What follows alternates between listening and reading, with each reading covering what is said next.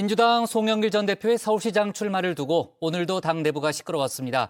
의견이 엇갈리면서 당 내홍으로까지 비화되는 양상인데요. 민주당 경기지사 후보들은 김동연 새로운 물결 대표를 향한 견제도 이어가고 있습니다. 박준 음악커가 주민에서 민주당 소식 정리해봤습니다.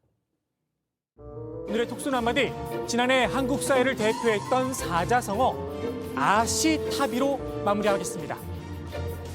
네, 정치부 회의하면 박준호 마커, 사자성어하면 조익신 멘토라는 이미지를 갖고 계신 정의원 분들 많으실 텐데요.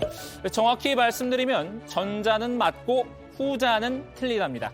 조멘토는 사자성어보다는 삼자성어에 강합니다. 마징가 제트 세대인 저는 국가 안보 문제나 심무 불편 없이 조용히 이전이 좀 됐으면 좋겠다라는 생각에서 용각산이었던 거.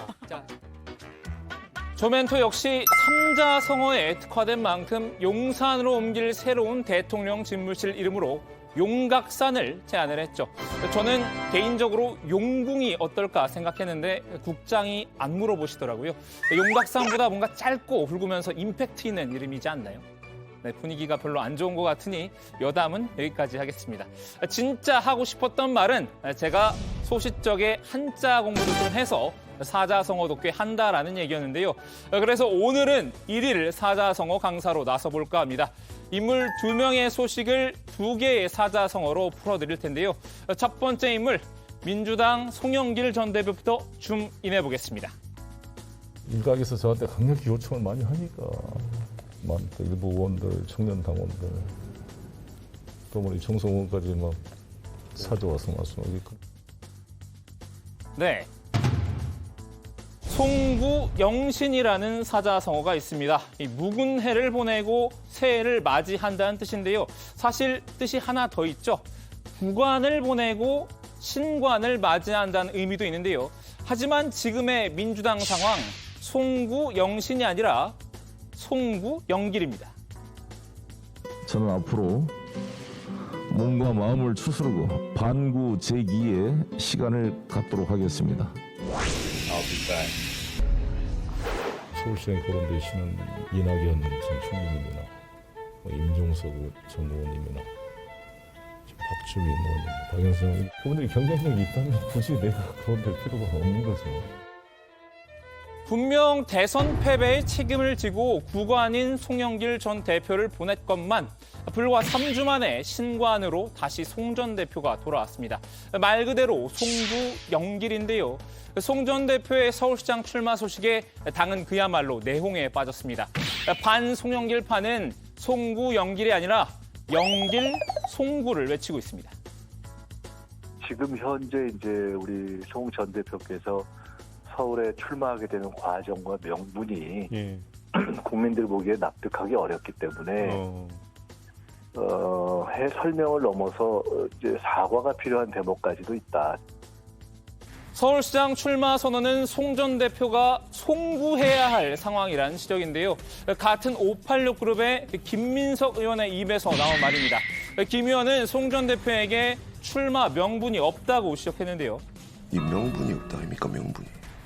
우선 송 전 대표가 서울에 연고가 없다는 것과 경쟁력 또한 떨어진다는 점을 근거로 들었습니다. 명분이 없고 이게 원래 명분이 없으면 어렵잖아요. 게다가 서울시장 선거를 명분이 없는데도 불구하고 경쟁력이 뭐 압도적이다 이런 보는데 경쟁력이 1위도 아니고 명분은 너무 없고 그래서 오히려 당의 분란만 일으키고 지방선거니까 연고는 더 중요한 거죠. 사실 이게 지방선거 아니에요. 그러면 서울시장은 서울 사람이 하는 게 맞죠. 무엇보다 송 전 대표 본인이 내뱉었던 말이 하나 있죠. 586 세대가 기득권이 되었다는 당내외의 비판의 목소리가 있습니다. 선배가 된 우리는 이제 다시 광야로 나설 때입니다. 자기 지역구라는 기득권을 내려놓고 젊은 청년 정치인들이 도전하고 전진할 수 있도록 양보하고 공간을 열어줘야 합니다. 송 전 대표가 대선 기간 주장했던 86 용퇴론입니다. 김 의원은 송 전 대표가 결국 본인이 한 말을 뒤집은 것이라고 비판했습니다. 86이 이제 물러나야 되고 또 연속 지역구에서 4선 하면 안 된다. 그게 이제 86의 상당수가 해당하는데 출마하지 말자 이렇게 얘기를 해서 이미 그거를 따라서 우상호, 김영춘 이런 분들이 불출마했을 뿐만 아니라 상당수 86 의원들이 아마 고민을 하고 있을 겁니다. 근데 갑자기 그것을 또 뒤집는 것도 당황스럽고 특히 송 전 대표가 서울시장 선거판을 망가뜨리고 있다고 날 세웠습니다. 다른 당내 인사들의 이 도전 기회를 차단한 것이라고 봤는데요. 다 이렇게 판이 거의 망가지게 된 상황에서 무슨 신인을 발굴하겠으며 또 어떻게 보면 송 전 대표랑 최소한 경쟁력이 예를 들어 더 비슷하거나 아니면 더 그러니까 선배급의 분들이 누가 이걸 하려고 하겠어요. 여기에 같은 586 그룹인 우상호 의원도 김 의원의 편을 들고 나섰습니다. 예를 들어 바깥에 있는 참신한 분이 그 당의 유력한 당 대표가 딱 앉아서 경선하자고 버티고 있는데 어떻게 들어옵니까? 그래서 저는 송영길 대표의 출마 선언이 결국 여러 카드를 다 무산시켰다 이렇게 보는 편이죠. 출마 타이밍도 문제 삼았는데요. 설사 나오고 싶었다고 하더라도 이 출마 선언을 좀 더 늦췄어야 했다는 의견입니다. 그러면 여기서 외부인을 구해오나 안 구해오나 다 충분히 지켜본 다음에 정말 못 구해왔을 때 그때 송 대표가 결심을 하셨어야지 이렇게 일찍 결심을 해버리면 이제 외부 무슨 지도부가 작전을 구사할 수 있는 방법은 이제 없지요. 송 전 대표의 등판을 두고 계파 갈등 조짐도 보이고 있는데요. 일단 친명계 의원들은 이 송영길 차출론을 매개로 이재명 상임고문 지지자들의 결집을 꾀하고 있습니다. 이 상임고문 지난달 25일 송 전 대표가 이 서울시장 후보로 나와야 한다라는 페이스북에 좋아요를 눌렀죠. 여기에 친명계 핵심 정성호 의원 등은 송 전 대표가 머물던 절까지 직접 찾아가서 등판을 요청하기도 했습니다. 반면에 비이재명계에선 이낙연 전 대표나 정세균 전 국무총리를 서울시장 후보군에 올려야 한다는 주장도 나오고 있는데요. 지난번 서울 지역 국회의원들 모였을 때 이렇게 말씀하시는 의원도 있었어요. 이재명 상임 고문께서 이낙연 고문님을 삼고초려해서 서울시장에 나와달라 이렇게 부탁하는 모양이 아름답지 않겠냐. 그러면 어쨌든 그게 또 어떤 바람을 일으키지 않겠느냐. 이렇게 당내 의견이 분분한 가운데 지도부는 조심스러운 입장을 보이고 있습니다. 송 전 대표의 출마에 대해 가타부타를 밝히기보다는 원론적인 답변을 내놨습니다.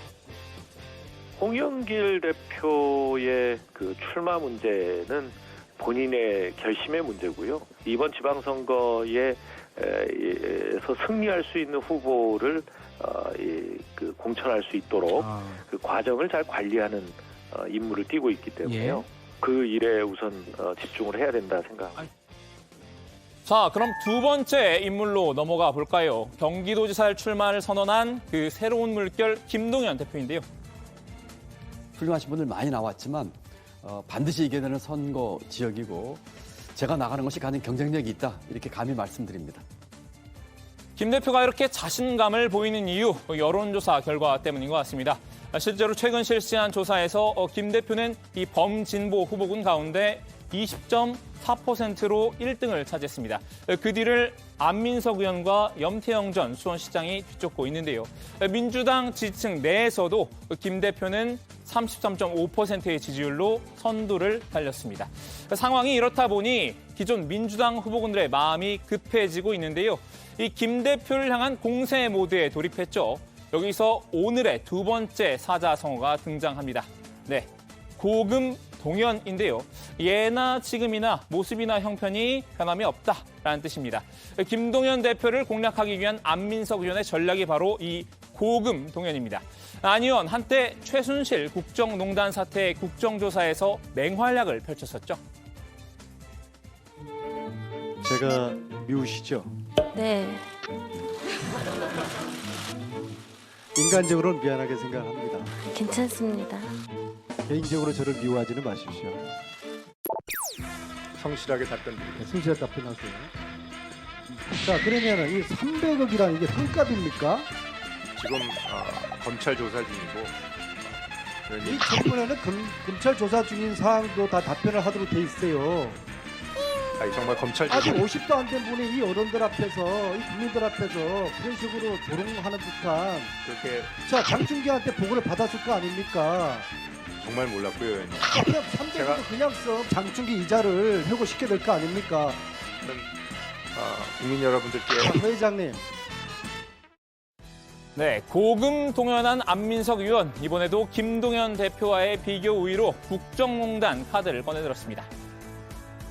이미 국민들이 지난 시절에 국정농단을 천일 동안 추적했던 안민석에 대한 그런 기억들을 가지고 계시기 때문에 여기에 한술 더 떠 김동연 대표 역시 국정농단의 부역자라고 공격했는데요. 지금 저분이 국정농단 그 시절에 국무조정실장을 하면서 국정농단 부역자 역할을 했다는 그러한 팩트들이 있습니다. 잠시만요. 박근혜 정부 때 국무조정실장을 장관급이었죠. 김 대표, 과거 박근혜 정부에서 국무조정실장을 맡았던 바 있죠.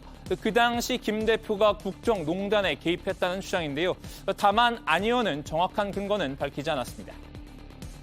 그건 그냥 장관을 맡아서기 사실입니다. 때문입니까? 아니면 특정 국정농단에 깊이 개입됐다는 말씀이죠? 개입됐죠. 제가 파악한 것만으로 지금 두 건이 있는데요. 두 건이 뭔지를 본인이 저는 잘 아실 거라고 봅니다. 이게 상당히 불편한 진실인데요. 안 의원은 김 대표가 당시 청와대 김기춘 비서실장으로부터 받았던 부당한 지시를 그대로 수행했다고 말했는데요. 이 구체적인 내용은 더 밝히지 않고 일단 김 대표의 추후 해명부터 살펴보겠다고 하는군요. 자, 오늘은 이렇게 인물 2명의 이야기를 2개의 사자성어로 전해드렸는데요. 박마커의 한자로 풀어보는 정치, 재밌게 보셨으면 하는 바람입니다. 오늘 주민 한마디 정리합니다. 송구 영길에 뒤집힌 민주당, 고금동연 안민석, 김동연도 국정농단 부역자.